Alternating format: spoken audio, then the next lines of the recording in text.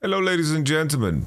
Let's do the LEC rundown coming into week number 2. Super exciting. I feel like the first week of LEC has been super cool.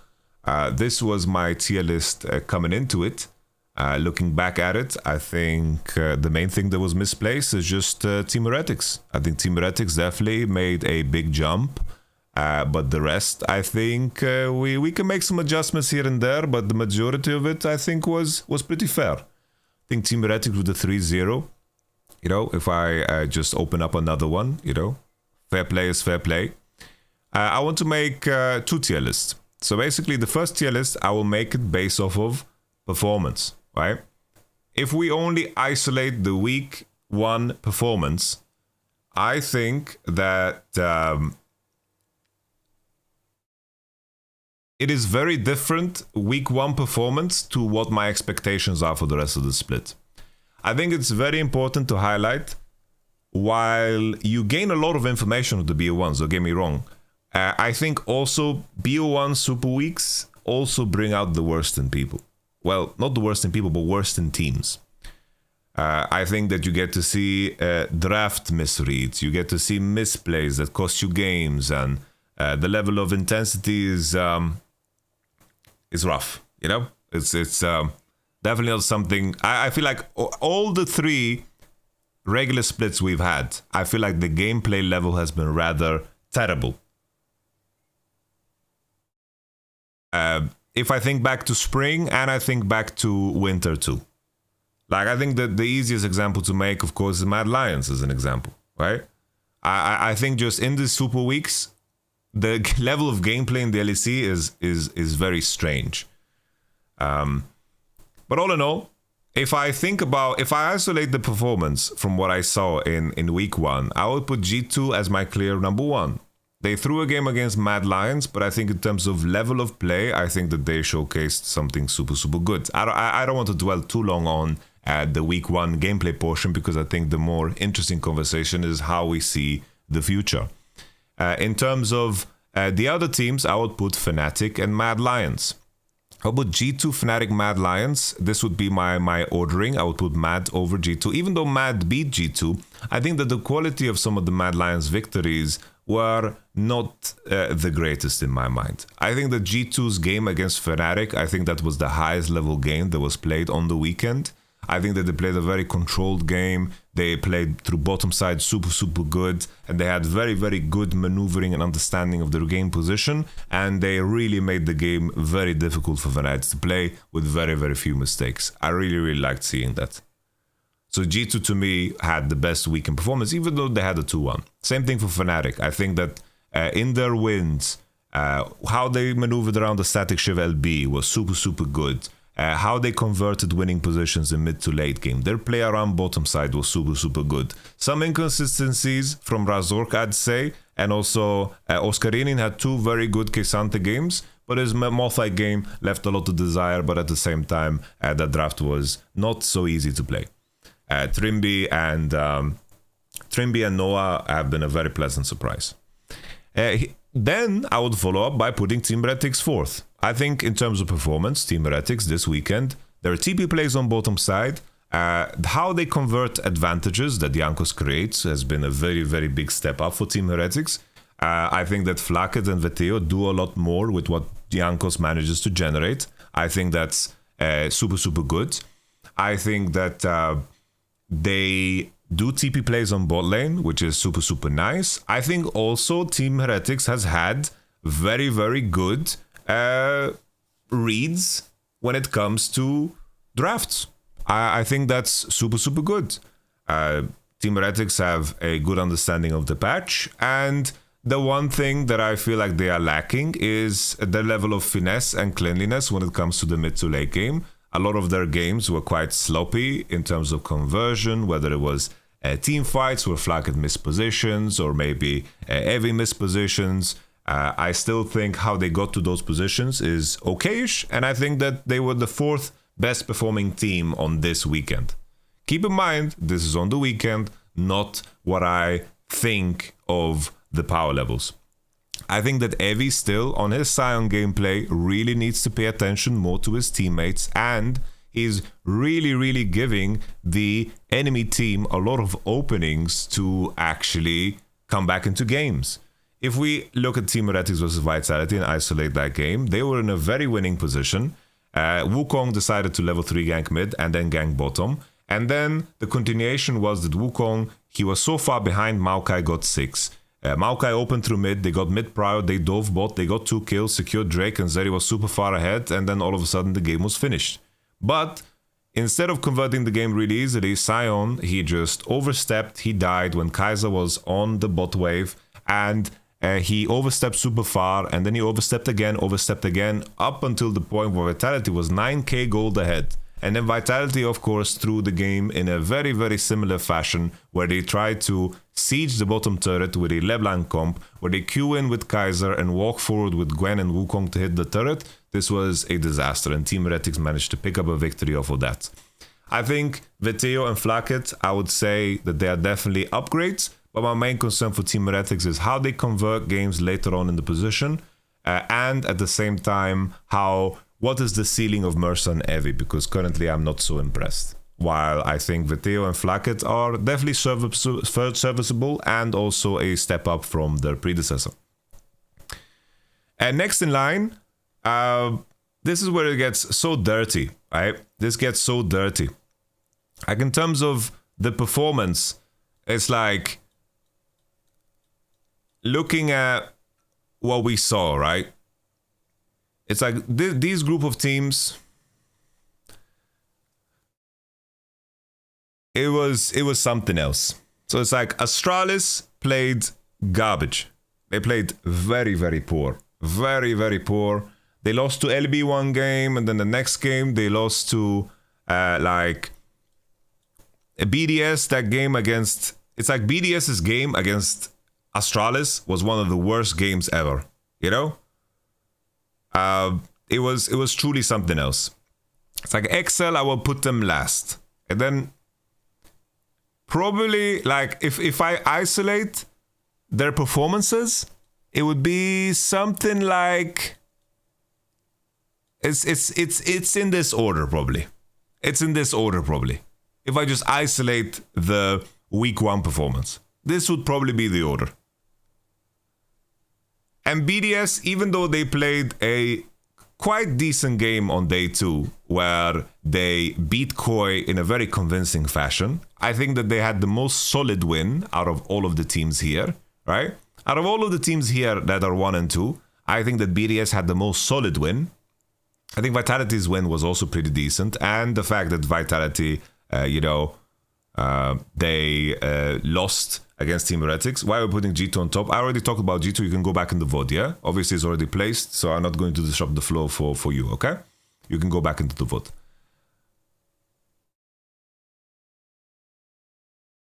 Here, BDS, the fact that they had the dirtiest game of all time, of all of those games, 15 games were played on the weekend. BDS had by far the dirtiest game. They have to be stripped down. I think that BDS's game was very hard against G2. They lost very early and fast, and I can't believe that they were in such a draft spot. But that's that. Vitality had a very close game against Team Heretics, but Vitality in the first game, it's like they had the Lucian, Milio lane on bot, which was plain and simple terrible. They also had the Nautilus play from Kaiser, which was really flat, and Photon getting solo killed by freaking, what's it called? By Kesante level 3 as Gwen. Like, it was really mind-numbing. There was a very clear separation of these 4 teams and these teams in terms of performance.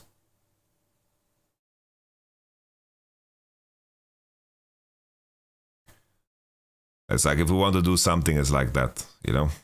But it's like, maybe we move, I don't know, we have to do it like this. Okay. I think this is, whether you put them C or D, I think visually it looks better to put them D, because I think there's a clear separation, you know? These teams knew how to actually like win games on the weekend, I feel. And this was just a little bit of a mess all over the place, you know? But of course, I repeat, This is a tier list. I don't think EU has an S team like at all. Well, someone has to be the best. And I think in most cases S tier resembles the best of the league. If JDG was in this list, then everyone would be in fucking... we would go all the way down to ST, UV in terms of tiers, right? But I think G2 on the weekend still had really, really good games. This is contextualized to the LEC. Very important. Now the conversation that is followed is, how do we rate the teams coming into week 2? What is the level of play? If we look beyond the scoreline and we think about all of the information available, what are we thinking coming into this week? What are some of the challenges that teams are facing, and how convinced are we that they can make the appropriate changes? How much of the mistakes are BO1 related and are mistakes that are not going to be replicated? And what is our kind of overview of the LEC coming into week 2, week 3, and also the future? So it's basically, this is like a tier list for how I think everything is going to be played out. So let's just... What was that sound?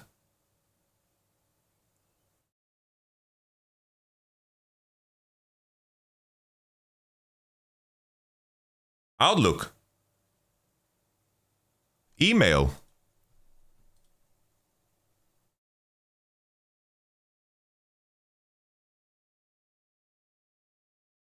All right. It was Outlook. You guys are right. Sorry, guys. All right. So let's get Excel out of the way. What makes Excel so terrible? Well, I think that their positional awareness, their early game, their lane phase, it's just altogether looking very rough. It's like they had a game against SK that they could potentially win, but eventually it just got to the point where they would lose. And it just seems if you survive long enough against XL, even if you're behind, they're going to eventually stumble upon themselves. So I'm going to just put XL in D tier. SK, I think they can be put in a similar tier, but I think XL is just a step below. It's like SK as a team, I think that Shigenda, not Shigenda, but Irrelevant had a decent Na performance. I think that they had a decent Na performance, Shigenda.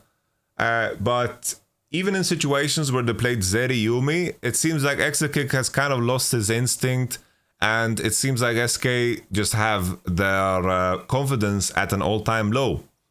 I think Certus had a decent opening game on Ari. So there's like some nuggets there where you feel like they've shown enough where maybe you can believe that they're going to have a little bit of a glow up. But I feel like this has just been a continuous trend of SK playing worse and worse ever since spring. And the trajectory is not looking good.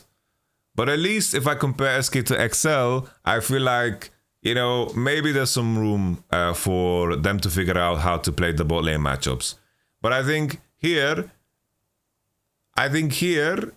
you know, if I look at SK, the most surprising thing is that their bot lane just doesn't know how to manage all of these range matchups that they were masters of. And this is something that I highlighted. You know, people were very excited about a lot of bot lanes. For example, people were hyped about SK's bot lane. And I was always saying, they're playing really good now, but how is it going to last? Because the tricky thing about being good for really damn long is just that. You need to keep up. You need to keep up, and you need to understand how it means to become good again. But when it came to the SK bot lane, DOS and Exakick had the edge over everybody else that they played the ERLs. And they had this edge that they played together for very long. And now teams are slowly catching up. They're making upgrades to their bot lanes, and it's not looking quite the same. And sometimes when you have players move up from the ERLs to the LEC, you know, there's a level of, oh, I've made it. And things can sometimes slow down too. I'm not saying that's the truth for SK specifically, but you need to have, like, when you've reached a point where you're good, you need to maintain momentum. You need to even accelerate because people are going to be sniffing. Because the players like Hilly and Mickey, they've had performances that ebb and flow, but they perform when it matters and they know how to find form. And they maintain a genuine interest for the game. I don't know if this is true for SK because I don't know them that well personally when it comes to the bot, but something is very dysfunctional. And I think that you see, for example, Ari Sertus, you have the top lane, irrelevant play, Nar. There's some room there for them to maybe do something better, but I feel like time is ticking and time is running out. After SK, I would put Koi. So I think Koi, they have some very strong laners, I would say. I think that Comp is a strong laner. I think Larsen is a strong laner. And I think that Shigenda is a strong laner. I think Malrang is hit and miss, right?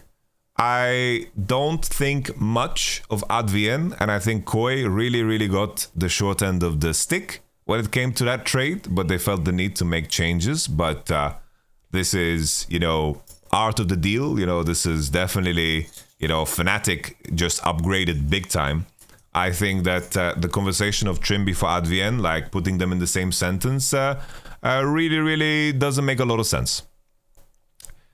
And maybe, just maybe, Advien can find form, but there's nothing that I've seen from Advien that will prove to me that he has what it takes to compete with the best, because the benchmark for support in Europe has always been damn high because Mickey and Hilly has been playing here for so damn long. And Trimby has shown that he is capable of swinging with the best and also beating the best. And that is such an important benchmark to reach. And we're currently playing in a range support meta where Trimby is very, very good mechanically, and I think the way he connects with his mid and jungle is super damn good.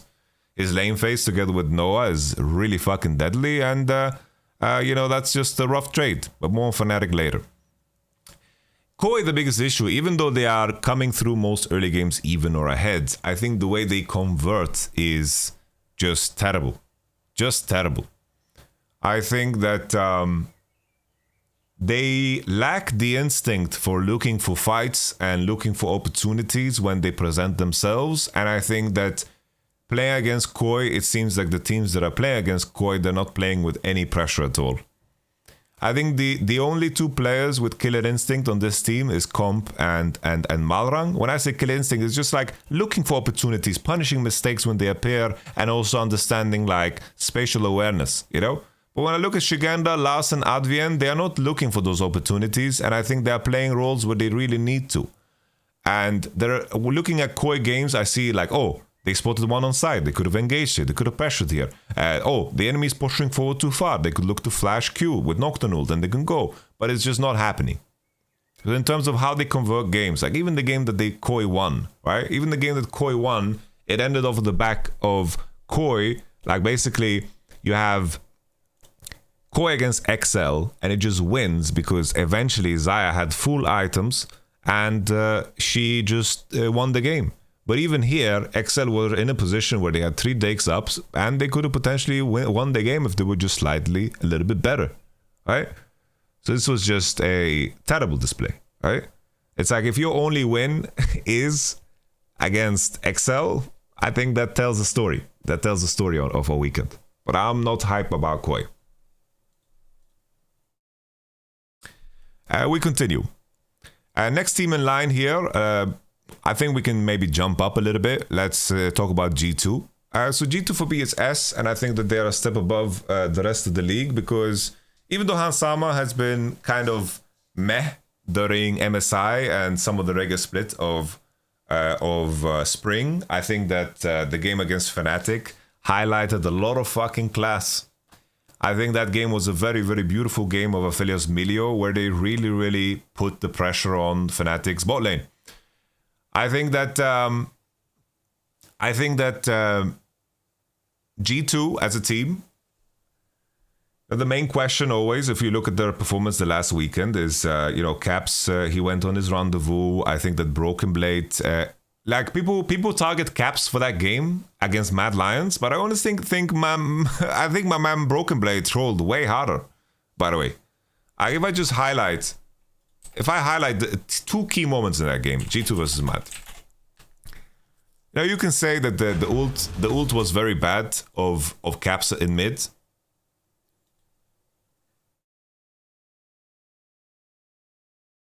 It's like, if we look at the two crucial moments. So we had this ult of Caps, this was terrible, right? Matt got a really big comeback.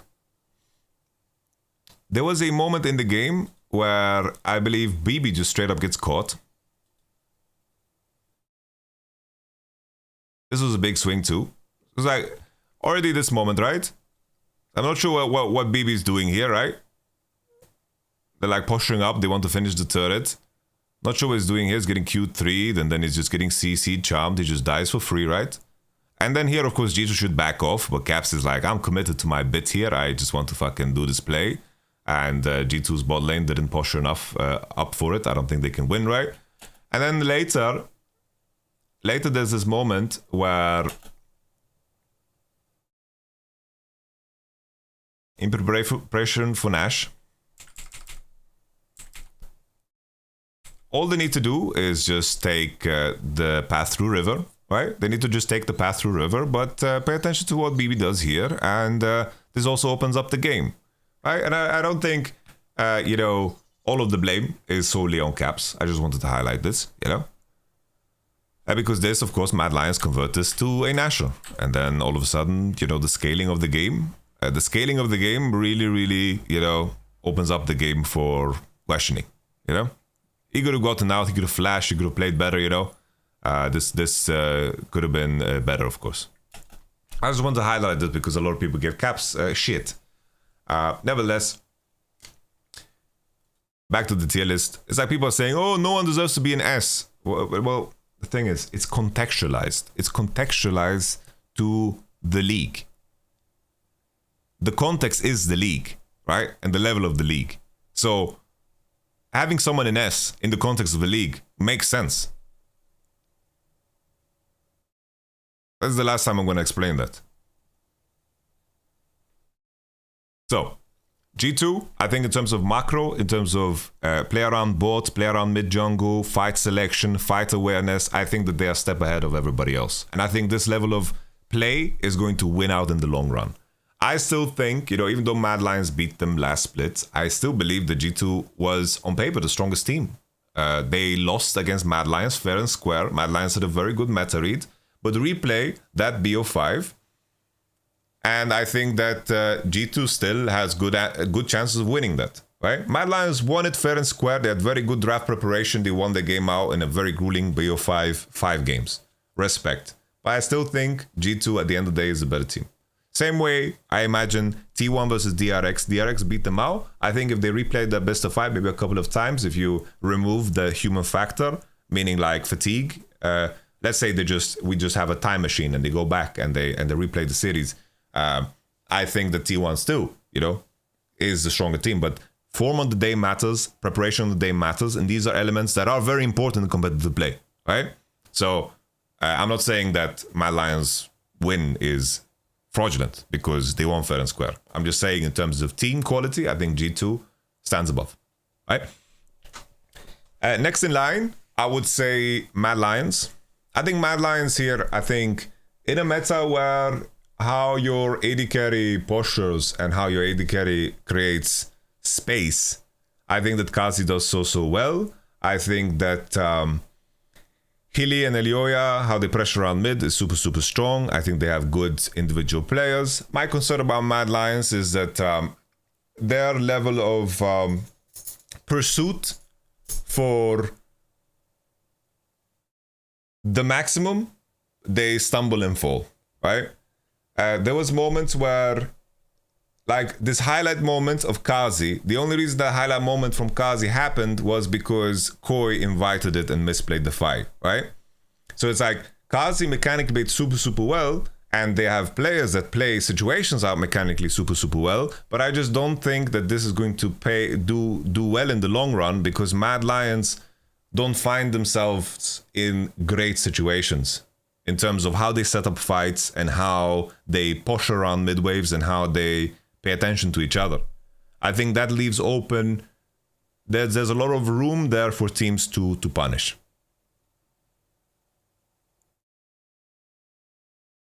I think Mad Lions have really strong individual players, and I think that gets them out of a lot of situations. I think Chasey, strong player. Elioya, fantastic player. Hilly, Kazi, really strong players. Niski too. Very strong individual players. But in terms of the consistency of their setups and consistency around their fight selection, I think that when a team on a similar mechanical level like G2 is playing up against them, I think that they can piece them up. And people are going to say, well, Mad Lions beat G2, but I'm looking beyond the point of a simple BO1. I am looking at what this tier list is for the purpose of looking long term.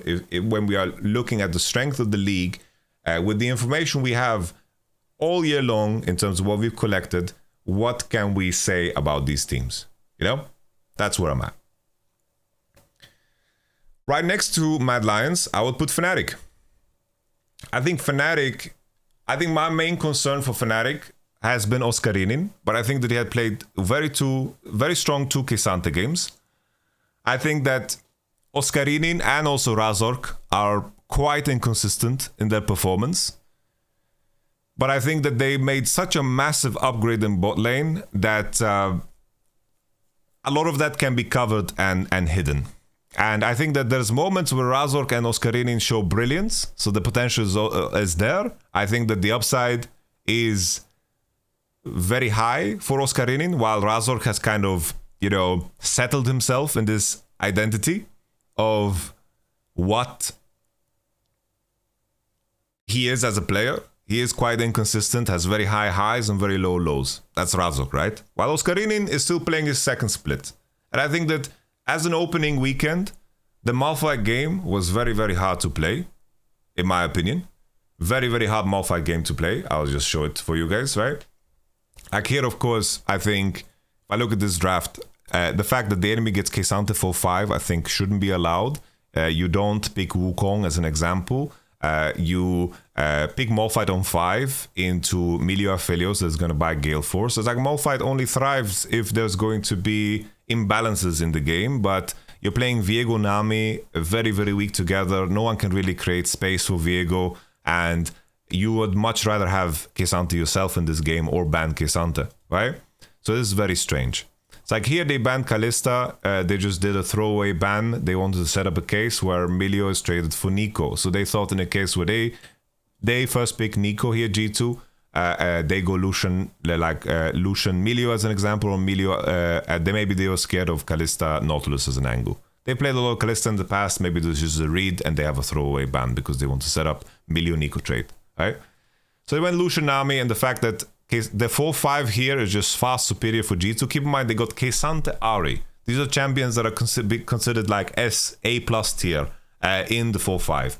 Jace ban makes perfect sense, right? Because Maokai is picked. So Jace is definitely up there. But Syndra, I think there's room here to do better. Maybe you could pick K'Sante on 4, Wukong on 5. You can ban maybe Ahri, or maybe you set up the K'Sante for 4, or you ban K'Sante yourself and set up for a carry top. But the thing is, you already have Lucian Nami Nico showing, so you would really love to have K'Sante on your team, right? So I'm giving like Oscarinin a pass on this, even though he had played quite a bad game, because it was hard for Fnatic to actually maneuver because they couldn't push her forward ever. They couldn't push her forward, they couldn't find space at all.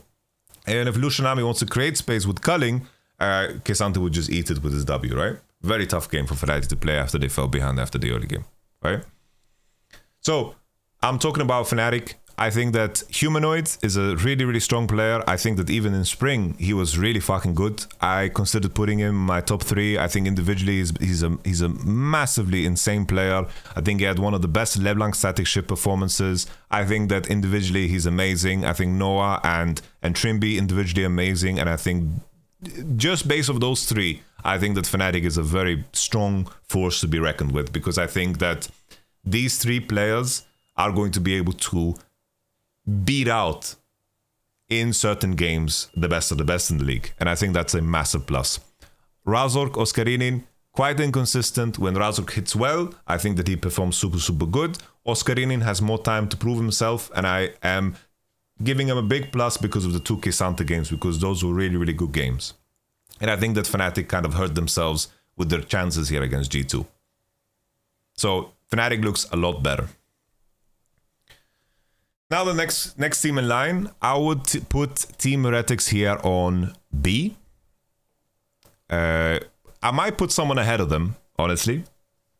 I might put someone ahead of them. Let's just think about Team Heretics. So Team Heretics, I think that they've definitely made upgrades. I think Flacket is performing better than Jack Spectre, even though Jack Spectre is my boy. I think Vateo is doing better than Ruby. I think it was clever, you know, the Kaiser pick into the LeBlanc. I think that was neat.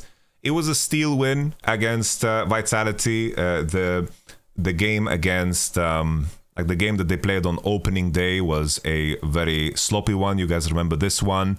I don't think, you know, I can have that conversation. It's like people gave Flacket shit for some reason, but looking at that play between SK and Team Heretics, like this was a very, very dirty game. And I think the biggest issue that Team Heretics are facing as a team is that their mid to late game conversion looks very similar to what it did last split. And that makes me very concerned. Because there were many games where Team Heretics were ahead, and I think the Flacket and Vateo are better players to convert those positions and be more effective in fights with those gold leads. It's just that their conversion mid to late game is definitely very, very bad. This game somehow became we're not going to analyze it full throttle, right? But looking at the game state, right? It's 3 Drakes, Soul is spawning, 1 to 11, gold condition, all the gold is funneled into the right places. Azir is there, Lucian is there. This is going to be, you know, this game looks completely free. But this game became very controversial and close off of this simple situation where they sieged on bottom side, when Sion is on the mid wave and they get cracked and they get smacked, right? These are the type of things that I see as a pattern when it comes to Team Heretics. Sure, it's solvable, but they had similar issues in the previous splits. Sure, they have different players, so there's more room for upside, but these type of mistakes hurt you really, really bad. And SK somehow, you know, they were in a position where they had a comeback win, the enemy's playing Zeri Yuumi, and this got really dirty for some time. Very, very dirty. They managed to get Soul, and you know, you could argue that in some positions their Soul could have been stronger and it could have been better. You know, Exakick with the Yuumi and the Zeri. You saw Exakick didn't have a good time. We already talked about SK. You know, he went overforced and overpostured. This game that was so won became so controversial. Later on, you know, SK managed to grab Nash, and there was this whole situation around the Elder Drake, where, if I remember correctly, Gragas just straight up runs it down. We fast forward, and this is where Team Heretics go for the end play. Is it this one? I think it happens later, right? Happens later. Here, I don't know why Evi is sitting in this bush. It's kind of strange. He's just spotting. He's being a human ward, but he just sacrificed himself, you know. It's not the greatest play. And this is where they go for the end. So here, my main issue is Sion uses ult for nothing, right? Sion uses ult for nothing, and he just goes through. Which is really troll. This is, of course, from this position, this is a free end. The enemy team cannot defend.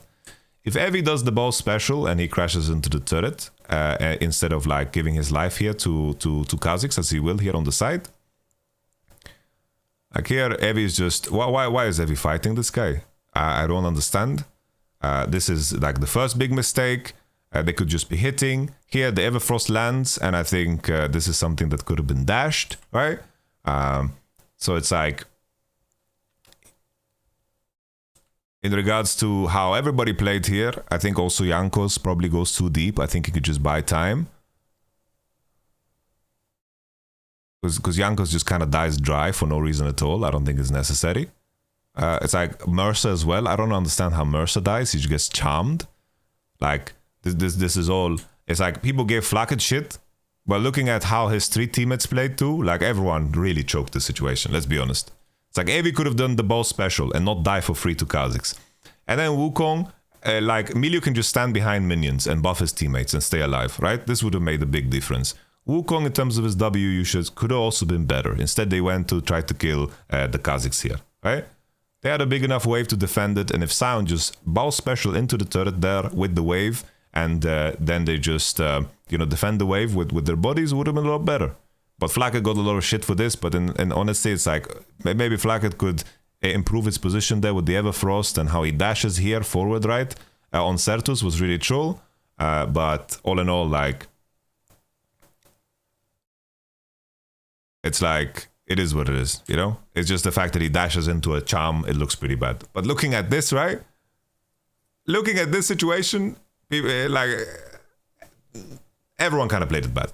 But this is besides the point. I just wanted to highlight this because a lot of discussion in the community happened surrounding this play, right?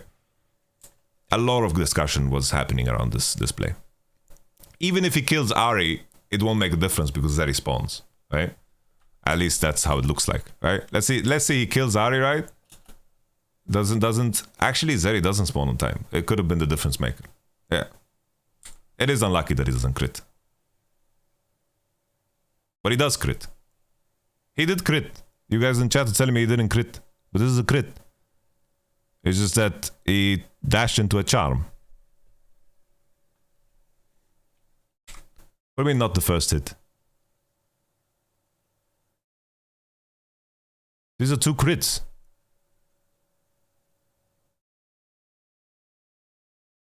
It's like if you crit with your first auto, the passive also crits. The passive always crits if the first auto crits. Okay. So nevertheless, speaking of Team Heretics, why don't I put them higher and why don't I put them on the same tier, and why do I potentially put other teams above them, right?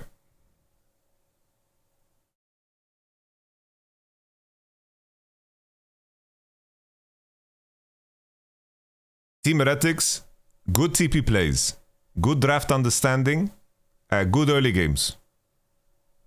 This is what I give them.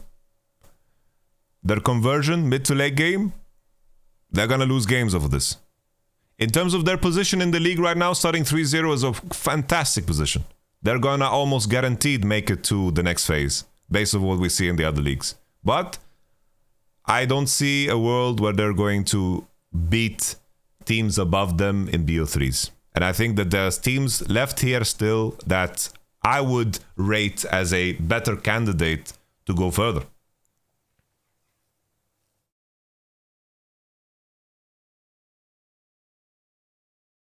So, who are those teams? In terms of looking at the split as a whole, I want to put BDS ahead of Team Heretics. So BDS, let's think about BDS as a whole. Coming into the split, even Euphoria put them as S tier, right? Above everybody else. Why did they do it? In terms of macro execution and limiting mistakes when they have winning positions, they do it super, super well.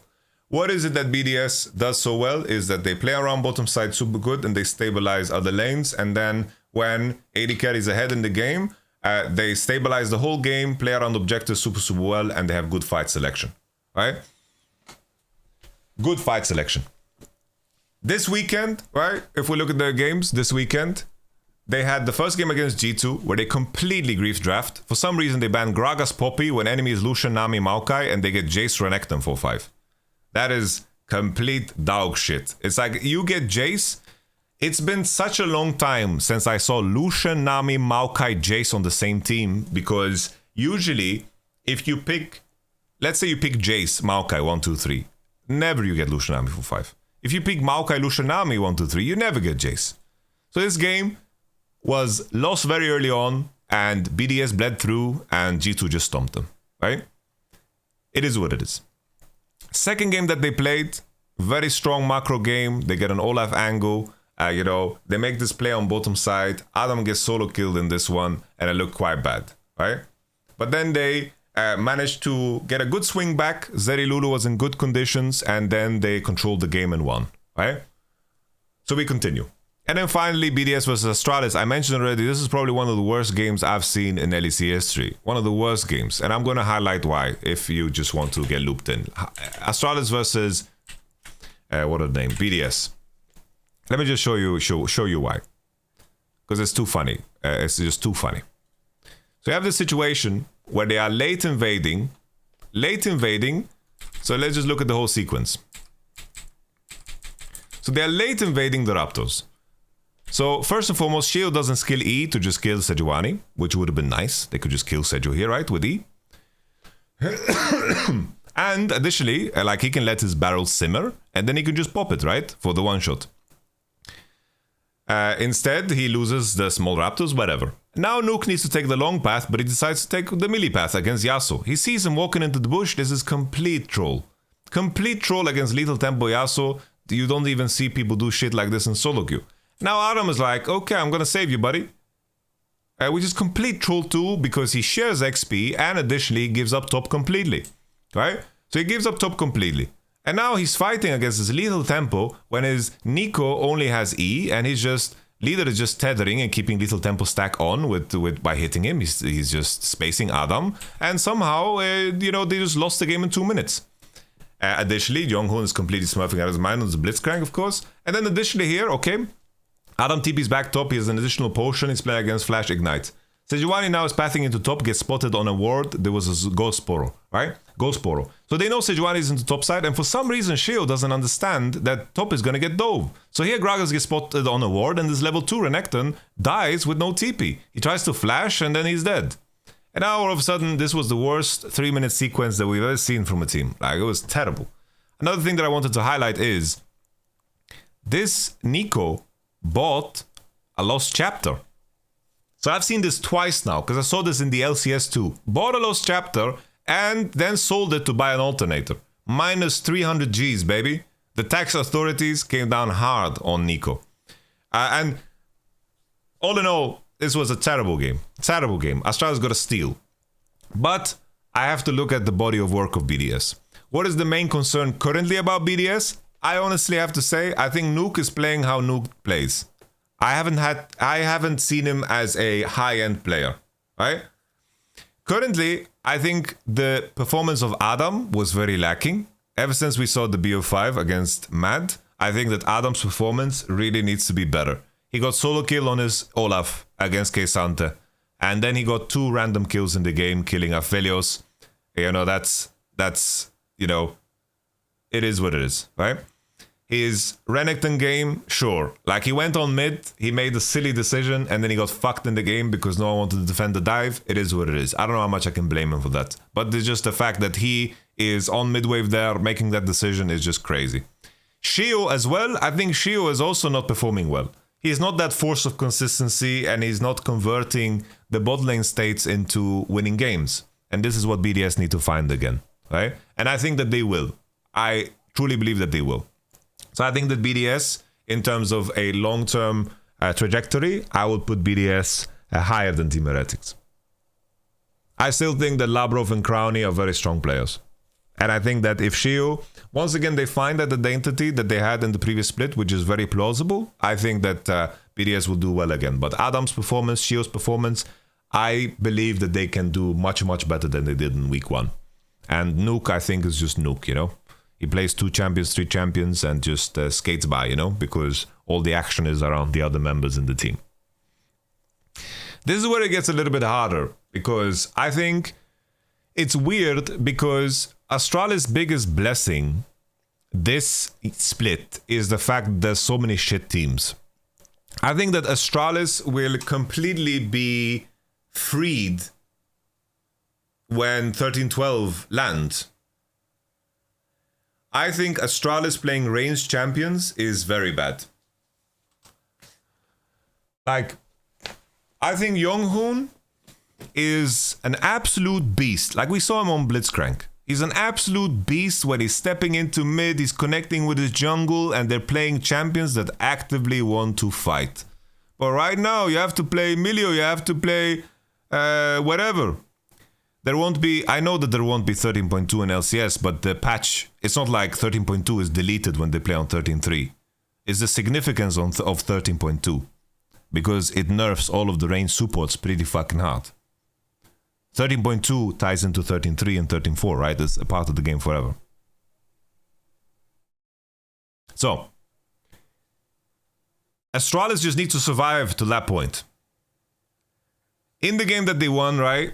We already talked about how BDS fumbled the ball there, but at least they had like this identity about them, you know? Like I want to see 3v3 compositions on mid that are really, really strong, that they connect together with Kobe. I think that the range support meta is not good for them, and I don't think this is where they're comfortable. I think they need to have compositions where it's good to fight level 3, 4, 5, 6, 7, 8, 9, and then just convert positions. Because the main strength I think Astralis has is that I think that they take decisions together well, they fight together well, but when they are playing compositions that are more aligned on certain spikes and they need to play with the range support and the setup is a little bit more meticulous and you need to be, you know, waiting a little bit more for information before you make decisions, I think this is where they suffer. This is where 113 runs it down. This is where, you know, I think they don't find good ways of connecting on the map. I think Younghoon is the key of this team. And I think that the more power Younghoon has in this team, the better this team is. Because I think Younghoon, when he's playing the midi champs, he has so much presence on the map. And I think the only way 113 and leader function as players is if they can move forward. 113 is gonna fight the level 3 no matter what. So just make sure to be there and pick champions for it. And if Astralis make it over that hurdle, that little hurdle, I think they're an interesting team. So in my mind, I will put Astralis in B tier. Over Team Heretics, well, let's think about it.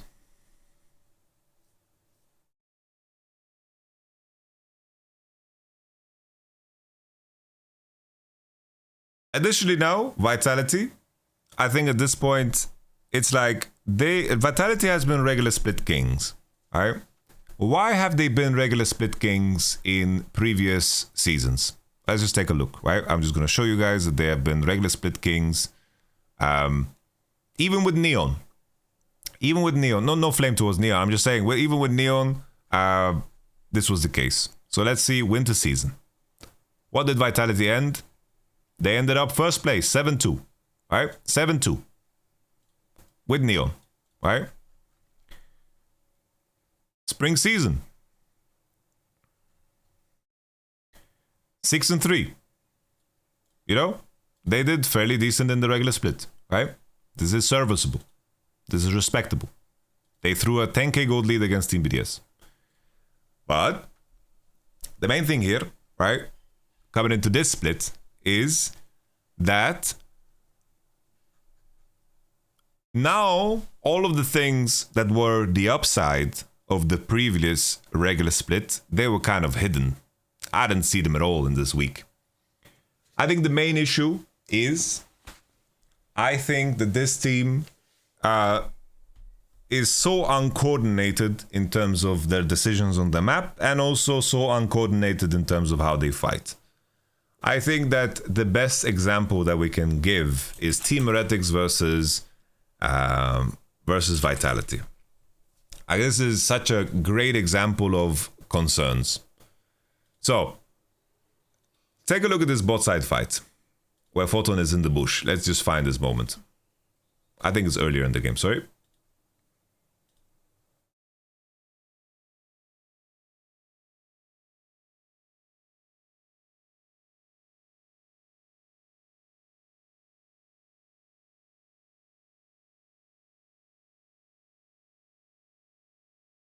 Trying to find this moment.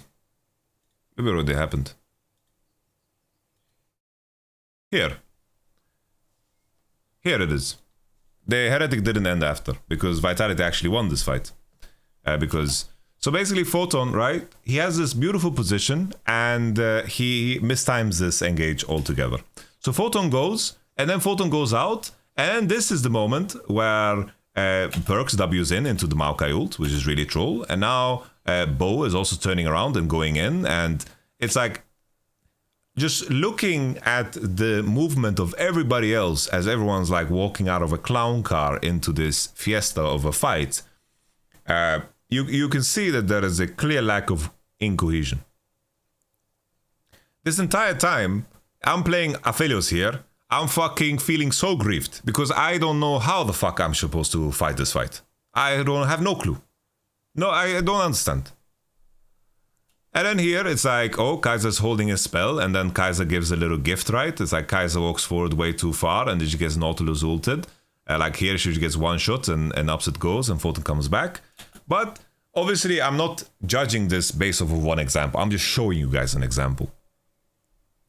The same thing happened later, right? When they were hitting the bot turret, it's like they are calling that their call is that they want to hit the turret. It's like Bo is going melee to W, and they're calling to hit. And now Photon. It's like Kaiser got a lot of shit here, deservedly so. He's fucking queuing in, but it's like Bo already used W to hit, and also Gwen is taking. She's 1 HP already. She ate so much shit. It's like Photon can't fight before. Even if Kaiser doesn't queue in here, this is done. And additionally, it doesn't help that the macro play is just inherently wrong, right? That's a whole different conversation. It's like LeBlanc should have been hitting mid with the previous wave, and then she should have killed the next wave and then go into top and push, and they should have split. The enemy can't engage so easily. How can they engage easily? As long as they maintain pressure and LeBlanc can pressure, then they're going to chip away at the turrets and all is going to be good. It's like LeBlanc can create so much pressure. But nevertheless, I feel like the same issues, even though Upset is better, right? I think Upset is better than Neon. The same issues are still there. I think in terms of bot lane phase, Vitality, like Kaiser, it just ain't it. It's like Kaiser has had the same issues in terms of lane phase. It's like the Milio game. So I can show you the opening game of Vitality. The opening game of Vitality, let me just find it real quick.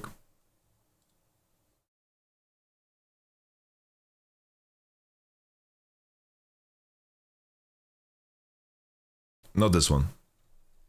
This was the second. This one. Vid versus Mad. Vid versus Mad. This was such a peculiar game. I like here, it's like they've won bot so hard, right? Bot is in such a terrible position here. If we look at bot lane right now, if you just look at it from the point of view of, just look at it now as Lucian is walking out of base, like walking back to lane. So Lucian right now has a Serrated Dirk against a Aphelios Yuumi that got dove, right? I actually don't remember if they got dove. Sorry if they didn't get dove. I don't remember.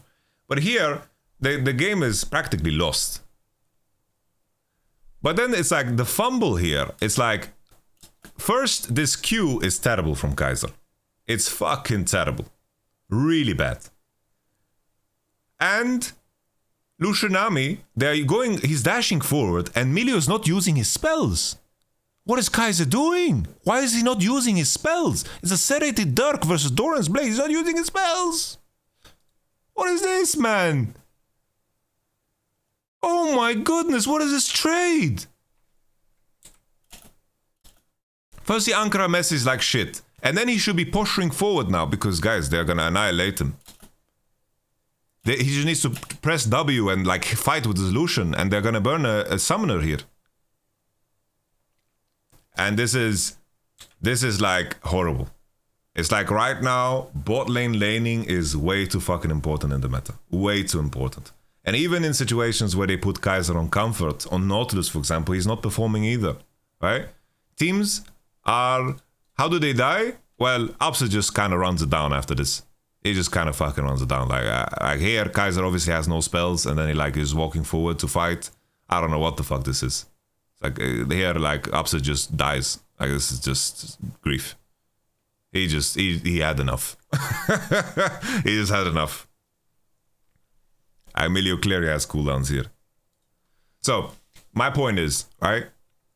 My point is, Vitality lane phase, still similar issues. It's like Super is a bit too important, and I think Kaiser's strength has never been lane phase. So this is something that they have to figure out, but it's just been the same since last split. And also, this is like the third split of Kaiser's laning being really, really disappointing. And I think that lane phase is so important. Additionally, I think that in terms of mid to late game, I think that Vitality are very incohesive. I think that the way they make decisions and how they play, it seems like borderline. I feel like if Vitality play without comms, maybe they would play better. Because I get this impression from outside that their comms are so confusing that players play worse.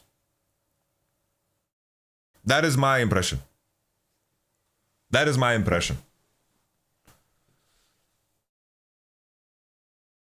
Because they have good instinctual players. But the decisions they are making, how they're fighting, just looks so strange. And it has gotten to the point where the copium has ran out and they are facing the truth that they actually need to win games. Right? Yeah, definitely Kaiser also mega senses in fights too, that's true. I think Perks has been underwhelming. For example, his LeBlanc, right? Maybe he didn't practice it, he went for static Shiv LB game and it looked kind of whack. You know, when I think of Perks LB, I think of legendary God tier LB, the peak performance of Western League of Legends Game 5 against RNG, you know? It's like, this is what I think of a Perks, and that just isn't it anymore, right? Additionally, Photon. Like, my man got solo kill against Chasey as Gwen, level 3, in the most driest way possible. Let me show you guys. Wit versus Mad. It was the same game. He already died, actually. He already died. It's just the driest... What is that? What is that, man? What's happening here? My man has no potions. He gets smacked, has no E, walks up again to hit the wave. Chasey has a biscuit, obviously, and it just... What is that? Sure, you brain fart once, okay, that's fine, but it kind of reminded me of Photon's level, you know, in playoffs, you know? Which makes me concerned. One isolated death happens, you know, fucking even Ruler does it, you know? It is what it is, you know? But this... I think the upside of the other teams is just a little bit higher, you know? It's weird to say, you know, but the comment about how good they are individually, it can only go so far, because at this point, they're actually not playing good individually anymore. They even lost this strength. They're not playing good individually. So that strength is also gone.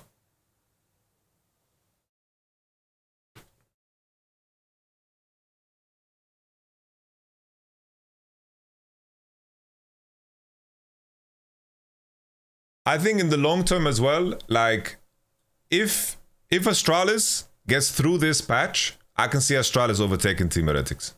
And even Vitality overtaking Team Heretics.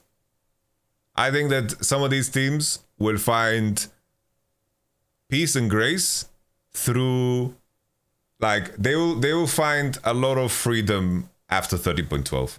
But currently, Team Heretics, I think I would place them there, in terms of what I believe their potential upside is.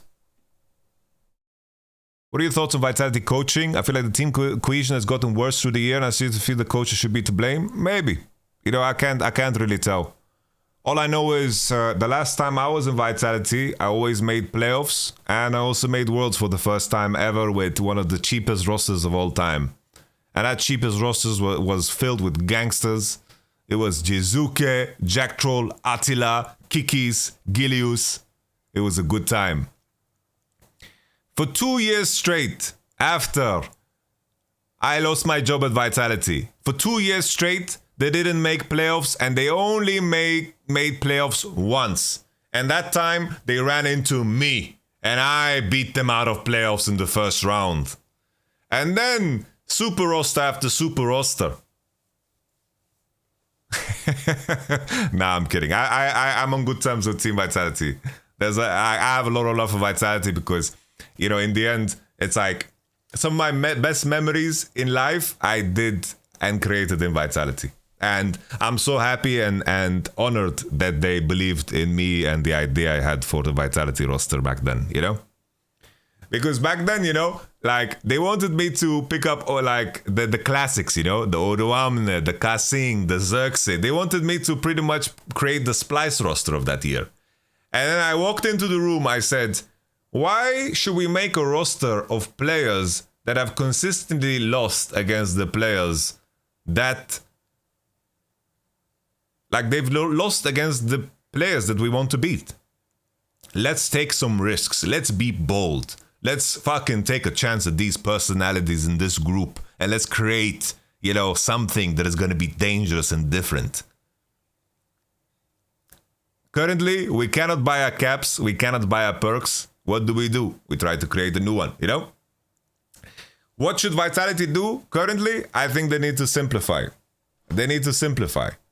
Like, I feel like they're always kind of battling between identities. I feel like coming into a weekend, they're like, yeah, let's just try to play through mid. Okay, let's just try bone carries. Oh, let's just try to play through bot. Let's just try to play range champions again, and then let's try to play melee champions again. Right? It's like, I think the best bet Vitality has is like, my idea of perks, the best version of perks, is the one that plays together with his jungle insanely well. I think that the best perks was perks and trick, perks and Jankos. And I think, at least from my point of view, if they can pick champions that connect with jungle well, let's say they play Annie Wukong, they play through mid, they take over river bottom side, and they pressure through bot, I think that's the best way to do it. And that's what we're looking for. But I think currently, for the long term in the league, I think this is where we're looking.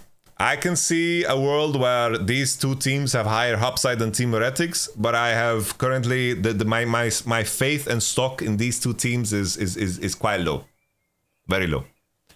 But I could see myself by myself or kick myself in the ass because I could see them overtaking. If you're asking me who is going to make it through, I think that the teams that are gonna get out, SK and XL are gonna get out. That's what I think.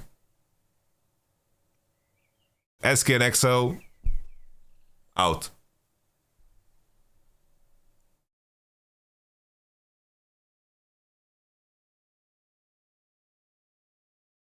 You know, the key thing, right, is like, I've heard it being said many times, just let Bo play carries. Like, maybe you can play some Kindred, right? Kindred's pretty strong on the patch. I can see some Kindred gaming. Let him farm on Wukong. You know, even his Vi games was really fucking good, you know, when he did well, right? But it's like, currently, it's like Maokai is broken. Sejuani is pretty fucking strong. You know, it's like, and it's not like Bo. It's like, Bo is really insane mechanically, and his biggest strength was that he found like really unique angles and unique ideas to find ganks. It's just that in the current meta is not that strong.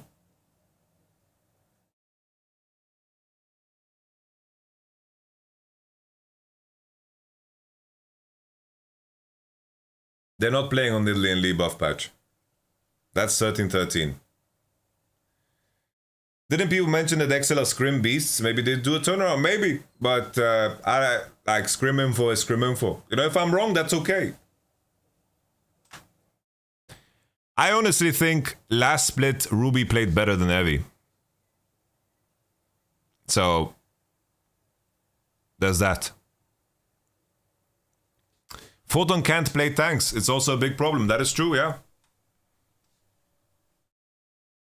I think Ruby played better than Evi last split.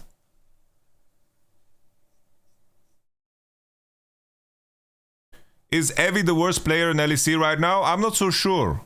Like, I don't think that Peach has played so well. I think Limit maybe is the worst player in the LEC right now. Like Limit probably.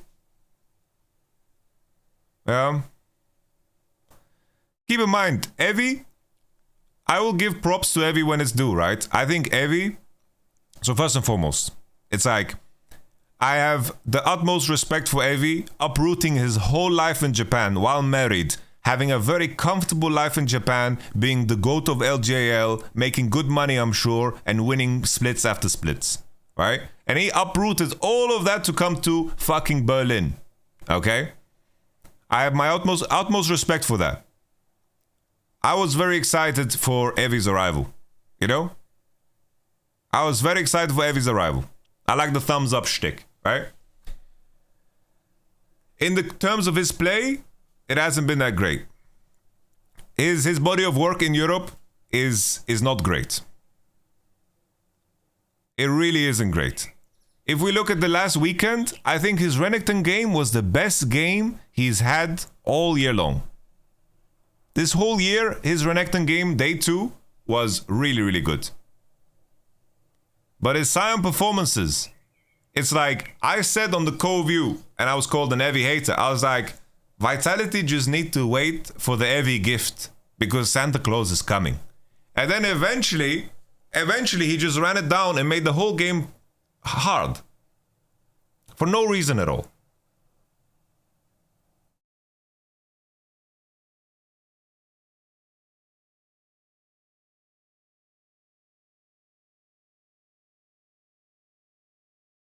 And Evi, I think, to give him props as well, I think he did some good TP plays.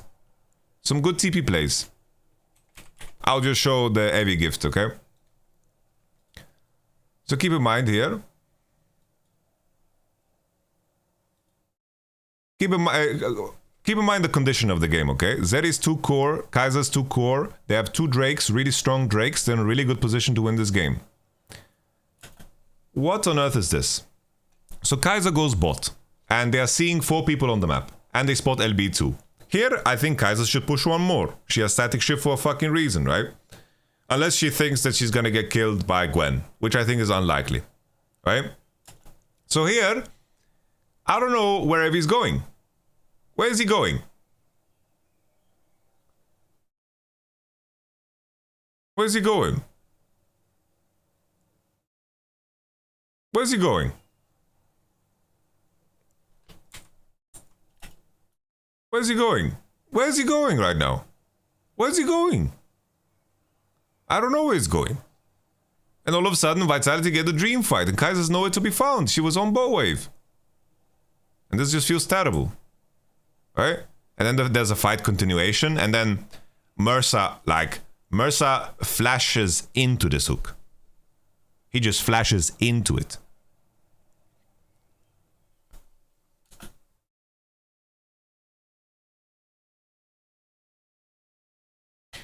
Nevertheless, right? It's like, people are gonna, like, I know Team Red is a lot of fans, but I'm just giving my honest opinion. I like, my biggest concern for Team Heretics is that I don't think that Evi and Mercer are good enough to push them into the higher ranks. I just don't think so.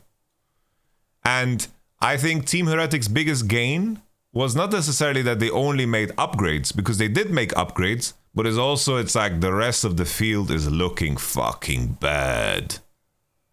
Really, really bad. It's like right now, these teams, wow.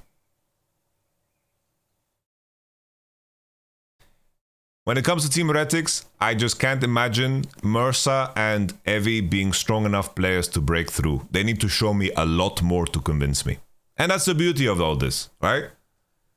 There's certain things that shouldn't need to be said. There's 2 things that always come to mind. Things that don't need to be said. There's not a single person that I agree with on everything. That's something that needs to be said. It's like, just because I spend time with someone and I consider someone a friend doesn't mean I agree with them and everything. There's not a single person on the planet where I don't agree with anything, right? Like there's not a single person on the planet where I don't agree with everything. Second is, if there's new information, I'll change my opinion. That's second thing that never should be said, right?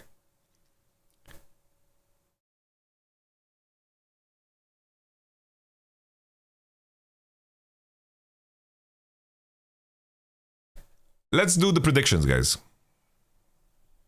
I don't agree with my mom and dad on everything. I really don't. I love them over everything, but I don't agree with them on everything. No way. Bro, my father is a 60-year-old Arab immigrant.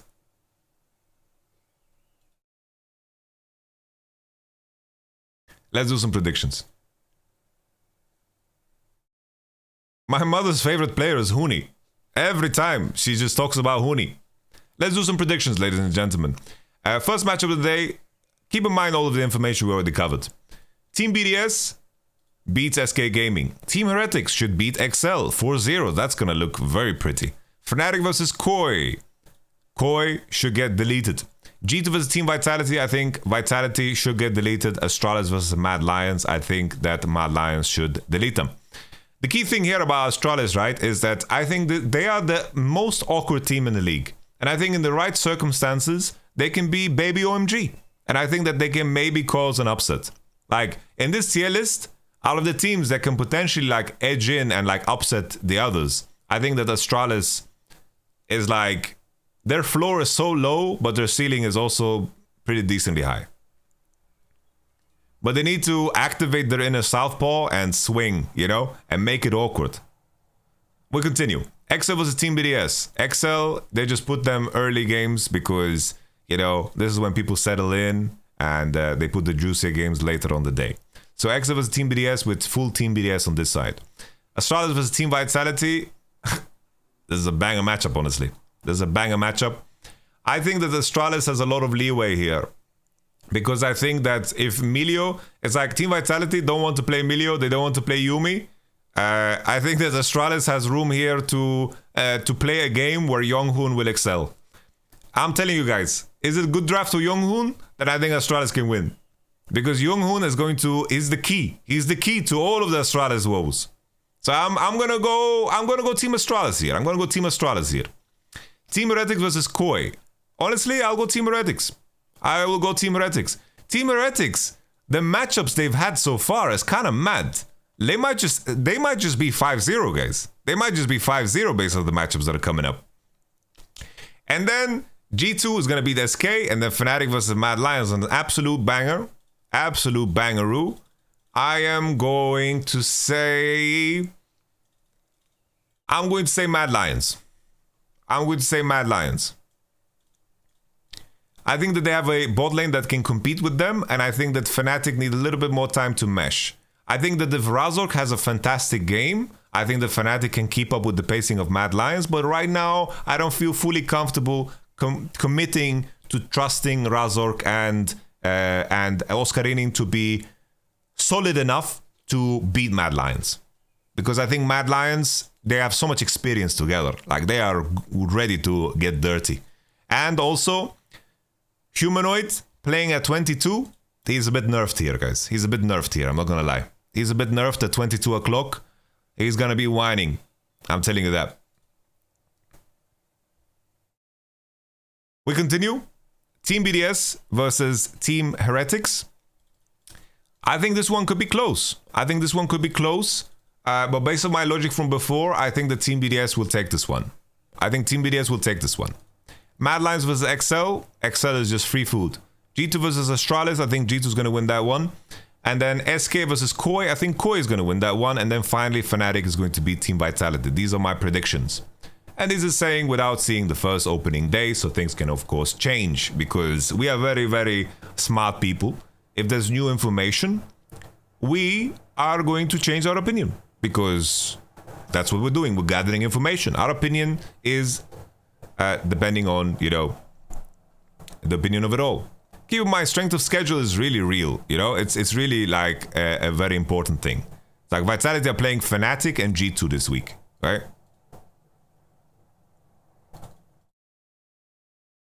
Yeah.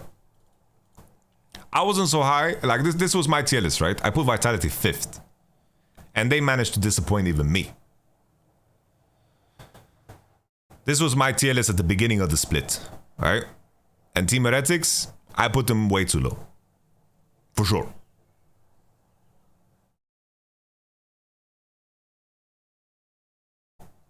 Is it possible for Heretics 6-0? Yeah. Definitely possible, yeah. But a lot of things need to go right, the same way they did on the first opening weekend. There need to be some throws in their directions and so forth, you know. There are a lot of things going their way. And keep in mind, I round off with this, guys. Do you think LCS level has been higher or lower? Like LCS in comparison to this? I think honestly LEC and LCS is pretty similar level, but I think I think the top end teams, G2 and Mad, are better than the top end teams of honestly, I think LEC is better. I think LEC is better.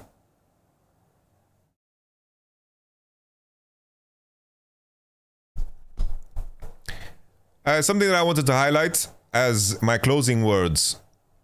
My closing words is BO1 Super Weeks bring out the best, the absolute worst in teams and players. And it is very important that if you want to be, it's like BO1s is the liquor of the fools.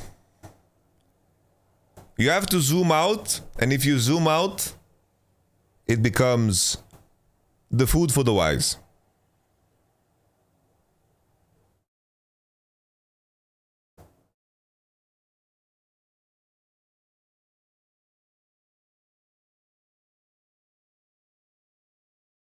So, because, let me show you this, okay? So LEC summer season. Let's just take a look at some of the placements, okay? So we have winter season. Let's look at the placement. So we have Vitality first, SK Gaming. In terms of how the season ended, right? G2 won, Mad got second, right? How the BO1s ended up didn't matter as much, right?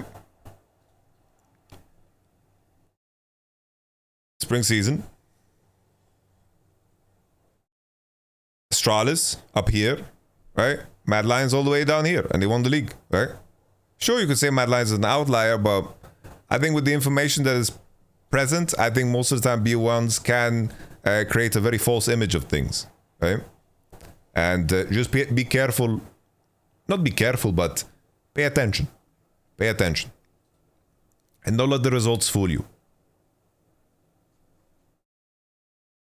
All right. Thank you so much for watching, ladies and gentlemen.